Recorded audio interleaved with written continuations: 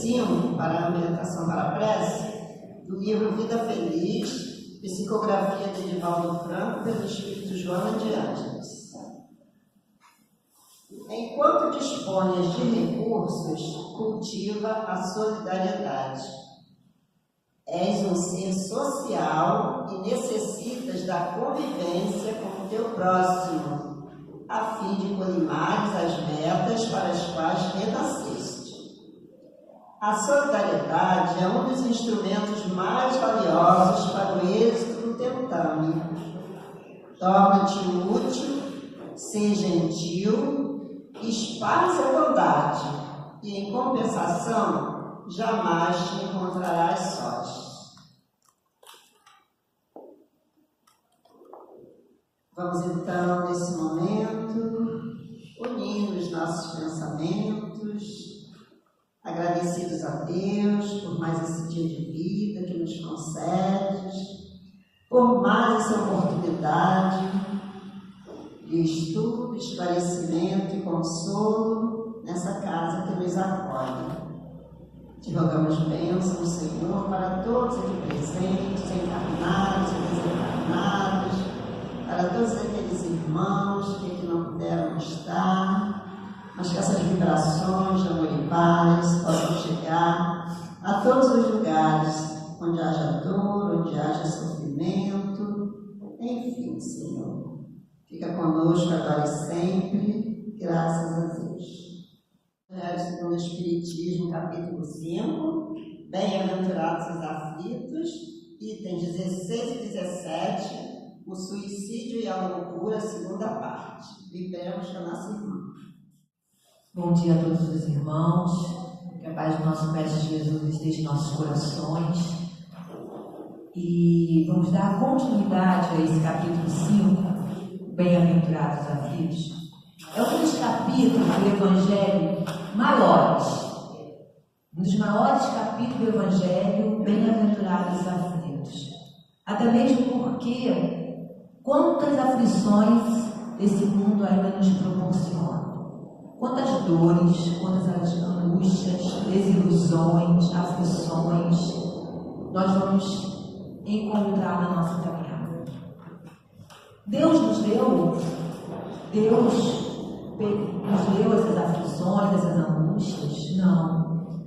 Faz parte do processo nosso de ainda espíritos imperfeitos, que plantamos e colhemos.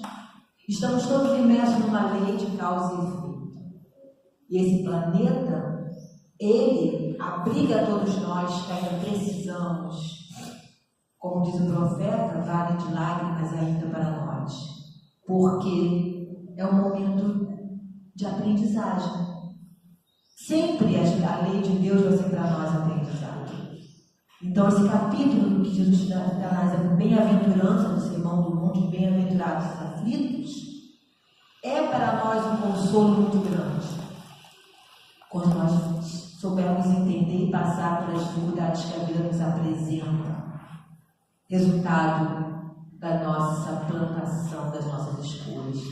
E o item da manhã, que é a continuidade do suicídio e da loucura, fala para nós que aquele ser que entende que a vida é muito mais do que esse momento, que existe algo maior do que essa vida física, as dificuldades vêm, passamos por ela, na certeza de uma vida futura. Porque o Espiritismo vai nos falar da vida futura, das múltiplas existências. Quando nós olharmos e percebermos que esse momento de dor e de sofrimento, ele é pequeno em comparação com a nossa imortalidade. Que tudo passa. Talvez não passe agora, ou da forma que a gente queira, mas passa. A gente tem que ter calma e resignação, vai nos falar o Evangelho. Calma e resignação para passarmos pelas dificuldades, conscientes de uma vida futura. Talvez nessa mesma existência nós vamos conseguir ver já o aclaramento das dificuldades. Mas se isso não acontecer, meus irmãos, que a gente coloque a nossa fé na vida futura. Porque Deus sabe de tudo que passa nos nossos corações. E no nosso item, que é o item 16, ele vai nos dizer, né, que a incredulidade, quiser acompanhar, está no item 16. A incredulidade, a simples dúvida sobre o futuro, seja o futuro atual ou o futuro espiritual, as ideias materialistas, numa palavra, são os maiores incitantes ao suicídio, ocasionam a covardia moral. André Trigueiro vai nos dizer que 90% dos casos do suicídio ele pode ser evitado, mas tem que ser falado, tem que ser orientado, tem que se promover campanhas falando sobre. E a gente fala aqui para nós que a simples ideia do materialismo, de que tudo acaba no túmulo, é um incitante ao suicídio. Dando ao ser, alimentando o ser, já que ele traz dentro de si ainda a covardia moral, de não achar que não vai ter força de passar pelas vicissitudes, dificuldades que a vida está apresentando para ele. Mas nós não ouvimos a todo momento que Deus não dá fardos pesados a ombros frágeis? Por que então nós nos fragilizamos tanto feito a situações que estão testando a nossa capacidade de reagir, de reação, de fortalecimento? Quando homens de ciência, apoiados na autoridade do seu saber, se esforçam por provar aos que os ouvem ou leem que estes nada têm a esperar depois da morte, não estão de fato levando-os a deduzir que, se são desgraçados, coisa melhor não lhe resta senão se matarem? Se os estudiosos da ciência, se aquelas pessoas que a gente reconhece, que têm o conhecimento e falam que nada, tudo termina com a morte, que nada existe depois da morte, qual o caminho então a se tomar, já que a gente se espelha no conhecimento que esses homens têm? Ele fala para nós: o que esperar depois da morte, senão o fim do corpo, o fim de toda uma vida de conhecimento, de sentimento, de amor que o ser conquista numa existência, acaba ali na morte, acaba com aquele corpo material decomposto. Será que a gente consegue conceber essa ideia? Mas é uma ideia dos materialistas. E nós vamos ver muitos cientistas já mudando o pensamento, porque tudo é progresso, todos estão imersos no progresso, nas leis de progresso, até os estudos da ciência, comprovando que existe muito mais do que um corpo, do que células, do que sangue, do que qualquer coisa que compõe o nosso corpo físico. O que lhes poderia dizer para desviá-los dessa consequência? Que compensação lhes podem oferecer? Que esperança lhes podem dar? Nenhuma, a não ser o nada. O materialismo não nos dá esperança. O fim de uma existência num leito, num túmulo. Então, o que esperar? Se eu estou vivendo momentos tão difíceis da minha jornada, eu quero que a dor termine. Que é isso que a pessoa, quando pensa no suicídio, ela não quer morrer, sua vida acaba. Ela quer dar termo à dor. A dor que ela não está suportando naquele momento, as dificuldades que ela não está visualizando no fim. Mas talvez, se ela esperasse mais um pouco, ou talvez, como ele fala aqui, tivesse uma fortaleza, uma coragem moral para enfrentar, as situações se resolveriam. Não da forma, meus irmãos, que muitas vezes a gente quer. Porque a gente quer aquela forma, né, que a gente acha que é certo, mas só Deus, na sua magnitude, sabe o que é melhor para nós. Daí se deve concluir que, se o nada é o único remédio heróico, a única perspectiva, mais vale buscá-lo imediatamente, e não mais tarde, para sofrer por menos tempo. Então, olha o agravamento aí de uma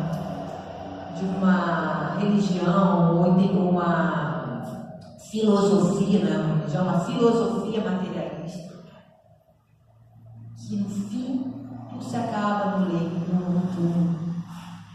Então, eu quero parar de sofrer, já que não tem consequência espiritual, já que eu não vou ter que dar conta da minha existência, da minha vida espiritual a nada, eu quero parar de sofrer.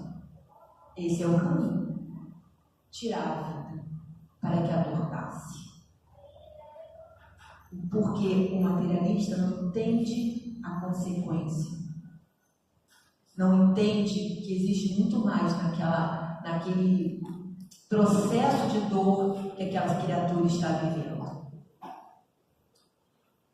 A propagação das doutrinas materialistas é, pois, o veneno que inocula a ideia do suicídio na maioria dos que se suicidam, e os que se constituem apóstolos de semelhantes doutrinas assumem tremenda responsabilidade. Tremenda responsabilidade de darmos o aval para que essas situações ocorram, porque não tem nada mais ali. Então, nossa responsabilidade, como é responsável também aqueles grupos que se dizem seitas religiosas e que levam as pessoas ao suicídio, ao extermínio de um grupo, em nome de uma religião, em nome de um Deus, em nome de uma salvação. Nossa existência está dentro de uma lei. Infligirmos essa lei, o suicídio é uma infração gravíssima dessa lei, porque o trabalho, a dedicação, o zelo que grupos espirituais preparam cada reencarnação aqui, o trabalho que nós damos a esses irmãos, para que tudo seja cuidado, feito de acordo com as nossas necessidades, com o que a gente aguenta passar. E aí, por conta de uma ideia errônea, de um incentivo, que não existe nada além da morte, nós colocamos toda uma existência perdida. Toda uma existência em que a gente poderia estar aprendendo, vivenciando, produzindo, nos melhorando, nós jogamos fora, para recomeçar depois de uma forma muito mais difícil. Com o Espiritismo tornada impossível a dúvida, muda o aspecto da vida. Então, com o Espiritismo não temos mais dúvida. Existe uma vida depois da morte. E é a vida plena. É a vida total. É uma vida espiritual. Nós voltamos à nossa vida de origem. Porque aqui encarnados, nós estamos em um aprendizado. Voltamos à vida espiritual e vamos reavaliar a nossa caminhada. O crente sabe que a existência se prolonga indefinidamente para lá do túmulo, mas em condições muito diversas, donde a paciência e a resignação que o afastam muito naturalmente de pensar no suicídio, donde em suma a coragem moral. Então o Espiritismo vem nos falar isso, que existe uma vida depois do túmulo, com consequências. As nossas atitudes aqui têm consequências para nós, da forma que nós vamos adentrar no mundo espiritual. Mais orientado, com perturbações mais difíceis, com comprometimentos que nós adquirimos aqui, ao invés de a gente sanar alguns, corrigir outros. Com o suicídio nós nos tornamos presos dessas situações de dor e sofrimento muito mais tempo. Ele fala aqui que a resignação, paciência e resignação, que a resignação é sempre submisso à vontade de Deus. É sempre submisso às situações que nos ocorrem, porque estão dentro de leis que nós infringimos no passado e hoje nós vamos deparar com elas. Saúde física, desemprego, abandono, conflitos de todas as ordens, perturbações mentais, obsessões gravíssimas, porque em algum momento da minha vida eu prejudiquei um irmão que hoje não consegue ainda me perdoar. E a reencarnação é esse momento da prova. Então nós temos que estar submissos, pacientes para vencer as situações, com coragem, com fé, com resignação. Não é fácil, não, é difícil sim, muitas vezes. Mas nós temos que ter a confiança de que nenhum de nós está à mercê. Estamos todos envolvidos pela misericórdia e providência divina. Mas cabe a nós as escolhas, assertivas ou não, da nossa caminhada. No 17, o Espiritismo ainda produz, sob esse aspecto, outro resultado igualmente positivo e talvez mais decisivo. Apresenta-nos os próprios suicidas a informar-nos da situação desgraçada em que se encontram e a provar que ninguém viola impunemente a lei de Deus, que proíbe ao homem encurtar sua vida. A vida, a existência estão imersas na lei de Deus. Essa infração à lei de Deus é a maior que o homem pode causar a si mesmo. E a doutrina espírita vai nos mostrar os exemplos citados por esses irmãos. No livro O Céu e o Inferno, da codificação, na sua segunda parte, no capítulo 5, fala sobre os suicidas. E em toda a segunda parte são vários exemplos de vários espíritos. E nós vamos ver eles falando das experiências, do motivo que levou cada um a desistir de viver. E como eles se encontravam naquele momento na erraticidade, naquele momento no mundo espiritual. É claro que eles já estão em outras situações espirituais, já evoluíram, já passaram, resgataram. Mas ficaram seus exemplos, que não vale a pena, meus irmãos, desistir da vida. Por mais acerba que seja a dor, por mais acerba que seja o conflito, melhor continuarmos a caminhar aqui. Porque não sabemos no tempo que vamos ter, a oportunidade que vamos ter de voltar. E de que forma vamos voltar? Entre os suicidas, alguns há cujos sofrimentos, nem por seres temporários e não eternos, não são menos terríveis e de natureza a fazer refletir os que porventura pensam em daqui sair antes que Deus o haja ordenado. Graça e misericórdia de Deus e a doutrina espírita que fala que não existe sofrimento eterno, nem inferno eterno, nem purgatório eterno. A doutrina espírita fala que o nosso sofrimento tem término quando nós realmente olhamos para ele e reconhecemos o equívoco, o erro e queremos recomeçar. Mas nós temos que dar o nosso primeiro passo sempre de reconhecer que nós erramos, nós temos que reconciliar frente à lei de Deus. Então, meus irmãos, para todos esses irmãos que, no momento de desespero, tiraram a sua existência, fica o conforto de que a dor passa, de que novas oportunidades vão ser dadas para eles. Porque Deus é misericórdia, justiça e amor certo. Mas não isenta nenhum espírito a dor. Ao resgate daquele ato. Porque o corpo físico pleno de vida e de fluido vital, da vida ao corpo. E isso nós temos que falar, nós temos que orientar, nós temos que esclarecer aqueles que chegam para nós com esses pensamentos. A morte do corpo não vai fazer com que a situação te melhore, porque você vai se encontrar vivo do outro lado.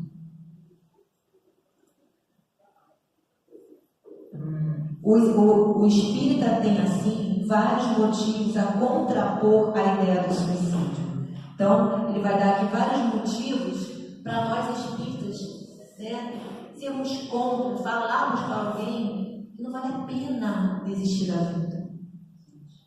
A certeza de uma vida futura, em que, sábio ele, será tanto mais ditoso, quanto mais inditoso e resignado haja nascido na terra. Estamos passando por momentos muito difíceis, mas se eu passo com resignação, confiante, com fé, é claro, quando eu voltar para o mundo espiritual, eu vou estar mais feliz, mais ditoso, com a consciência tranquila que eu cumpri e passei por tudo aquilo que eu mesmo plantei no meu caminho, sem desistir. Mesmo que passe, meus irmãos, em algum momento pela nossa cabeça da existência, mas que a gente não deixe que o passarinho crie. Porque nós, espíritos, que estamos aqui, nascemos para dar continuidade ao processo de reencarnação e vencer até o fim o nosso planejamento reencarnatório. A certeza de que, abreviando seus dias, chega precisamente a resultado oposto ao que esperava. Eu esperava o fim da dor, o nada, a ausência de qualquer situação, e eu me deparo com uma outra realidade. Eu me deparo com uma realidade espiritual viva, uma realidade espiritual me cobrando de dor, de angústia, de solidão, que se liberta de um mal para incorrer no mal pior, mais longo e mais terrível, porque o suicida, quando se vê do outro lado, ele tem as lembranças e sente tudo aquilo que ele, a forma que ele se tirou a sua vida, as angústias dos últimos momentos se repetindo. Sente o lamento da família, porque muitas vezes a gente não pensa, a dor é tão grande que a gente nem pensa em quem fica. O ser não pensa. Mas a gente acaba destruindo uma família inteira com dor. A família se sentindo culpada porque a criatura foi, decidiu ir embora. Então, olha, meus irmãos, quanta dor e um gesto impensável de sofrimento nós poderíamos evitar se a criatura confiasse que as coisas poderiam melhorar, fizesse a sua parte. Que se engana imaginando que com matar-se vai mais depressa para o céu. Que o suicídio é um obstáculo a que no outro mundo ele se reúna aos que foram objeto de suas afeições e aos quais esperava encontrar. Ligando os dois. Nem para um lugar melhor, porque o céu, a gente sabe, o Espiritismo fala que é o que a gente manda dentro de nós, é o nosso mundo íntimo, mas nem para um lugar melhor, mais tranquilo, sem dor, muito menos encontrar os nossos familiares queridos. Tem um caso, o livro Céu e Inferno, de uma mãe que cuidava de um filho muito doente. E esse filho já estava desenganado, ele ia a óbito. Então ele já estava nos últimos momentos ali da sua vida física. Ela, para cuidar dele, ela tira a sua própria vida. Então ela foi equivocada, porque esses trabalhos de Kardec é através muitas vezes de evocação aos espíritos, para estudo, para pesquisa, para orientação da doutrina que chegava. E ela disse que estava procurando um filho, porque ela tinha que tratar dele, cuidar dele. Porque ela tirou a vida dela, porque ela queria chegar antes para cuidar dele quando ele chegasse. Só que naquele momento os caminhos se separaram. Ele cumpriu a trajetória dele. Ela abriu um outro caminho de dor e separação. E fluidicamente eles não eram compatíveis. É claro que ali teve um peso diferente, porque a cada um Deus olha de uma forma. Ela fez por amor e por não compreender o que nós hoje compreendemos. Mas são leis. Essa mãe não encontrou seu filho naquele momento. Ele estava em outras situações e foi dito isso para ela, até mesmo para acalmá-la, porque a espiritualidade é muito benigna para nós. Acalmou aquele coração de mãe, mas ela não encontrou mais o seu filho. Então, meus irmãos, tirar nossa vida para que a gente possa encontrar um marido que foi, um filho que foi, um esposo que foi, um pai que foi, a gente pode esquecer isso. Eles completaram o caminho, e se nós fizermos isso, vamos abrir uma brecha para sofrimento maior, e muito tempo vai se passar para que a gente possa encarnar na mesma família, porque um suicida não encarna na família de origem compativelmente, não é possível. Isso a gente vai encontrar esse relato no livro Memórias de um Suicida, de Ivone Pereira do Amaral. Donde a consequência de que o suicídio só lhe trazendo donde a consequência de que o suicídio só lhe trazendo decepções é contrário aos seus próprios interesses. Se eu quero parar de sofrer, se eu quero que as coisas resolvam, se eu quero que a minha família não tenha peso da minha presença, seja porque eu perdi todo o meu patrimônio, estou envergonhado, seja porque eu fui de uma doença, seja qual for, a gente vai ter lá, como ele fala aqui, decepções. A gente não vai encontrar essa solução. O autor espiritual do livro Memória do Suicida, no caso dele, ele tinha uma cegueira. E ele era um escritor e ele não quis vivenciar a cegueira. E ele tira a vida. E ele fica no mundo espiritual por muito tempo. Ele demora muito a voltar a reencarnar, porque tinha medo de se deparar com ela de novo. E ela seria outro teste, ela teria que voltar para conviver com a cegueira. Então, muitos anos de sofrimento no umbral, muitos anos estudando, muitos anos o corpo, o perispírito sendo preparado para uma nova encarnação, mas ele teria que voltar a pegar a existência passada e vivenciá-la com o agravamento do ato do suicídio. Então, nada fica para trás. Vamos ter que passar por aqui. E o suicídio agravou a situação dele. Mas a misericórdia de Deus deu a ele a oportunidade do fortalecimento através do estudo, do entendimento de que precisamos sim passar pelas dificuldades, que não podemos botar no ombro de ninguém, que podemos dar oportunidade de outro caminho e ser o amparo daquele que está fragilizado, porque nós também vamos precisar desse amparo. Por isso mesmo, considerável já é o número dos que têm sido, pelo espiritismo, obstáculos de suicidar-se. O suicídio livrou, esclareceu muitas pessoas sobre o ato do suicídio. Muitas vezes o suicídio, através dos livros, dos romances, era algo romanceado, bonito. Nós temos na literatura vários suicídios gloriosos, mas não é. É o confronto à lei de Deus. Nos tornamos réus frente à misericórdia divina. Podendo daí concluir-se que, quando todos os homens forem espíritas, deixará de haver suicídios conscientes, aquele que a gente escolhe, aquele que a gente decide desistir.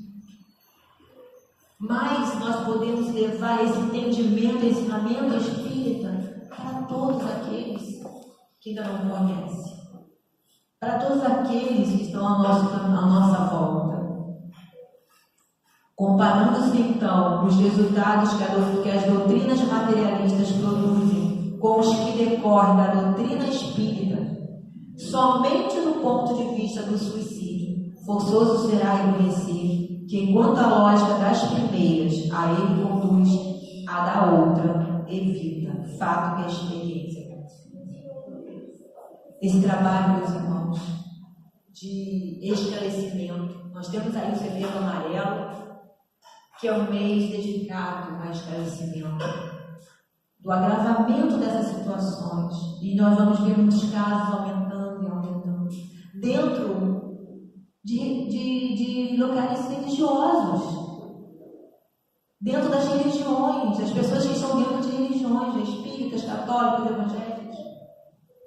Então nós temos que fazer, divulgar, falar, amparar. A Casa Espírita tem os auxílios através do atendimento fraterno, através do passe, através das palestras, dos ensinos, mas não pode ser só a parte espiritual. Também nós temos que procurar a ajuda do psicólogo, do psiquiatra.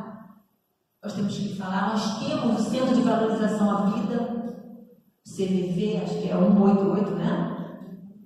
Se a gente não consegue falar, a gente sabe de algum caso, vamos ajudar, fazer a parte, porque muitas vezes a pessoa ela não sabe do comprometimento espiritual, ela quer se livrar daquela dor. Ela não sabe o quanto vai abrir de sofrimento para ela. Então, nenhum de nós estamos sozinhos, não. Todos nós temos nosso guia, nosso espírito protetor. Façamos a nossa parte, meus irmãos. Auxiliemos, nos fortaleçamos, porque às vezes um mau pensamento, uma conexão com algum espírito que não tem nenhuma ligação pretérita, mas ele sente em nós, se liga a nós pelo nosso pensamento negativo, pelo nosso pensamento em desistir, por sentimentos negativos que a gente vai desenvolvendo, eles se juntam a nós. E aí vem aquele pensamento de melancolia, aquele pensamento de desistência, de que nada vai dar certo. Oremos e vigiemos, né? Ou vigiamos e oremos, para que a gente possa perceber as influências e que a gente possa pedir a Deus força para passar pela nossa dificuldade. E rapidinho, vamos ler aqui uma mensagem para nós no caminho da paz, tá? Para que a gente possa levar para os nossos lares, diante das lutas. Muitas vezes te sentirás derrear ante as lutas que se avolumam, cobrando de paciência e fé. Não te amedrontes. Prossegue firme, conduzindo o barco de tua vida sob a inspiração do bem, e logo te sentirás senhor de ti mesmo, até que chegues ao fim da jornada. De outras vezes, te surpreenderás envolvido pela solidão, beirando o desânimo, como se nada mais te restasse fazer, se não entregar-te ao pranto desalentador. Reage, porém, firmemente, para que essa nuvem traiçoeira não te impeça a visão das metas que te determinastes a alcançar. Não estás sós, nunca estarás. Ergue-te e avança. Confia em teu futuro de espírito imortal. Todas as provas cessam quando confirmamos nossa disposição de vencê-las, encontrando em todas elas as lições superiores da vida. Arrima-te em Deus, Ele é a nossa indestrutível fortaleza. Embora as ondas da descrença se esbatam contra essa rocha divina, é sobre ela que devemos erguer o nosso refúgio.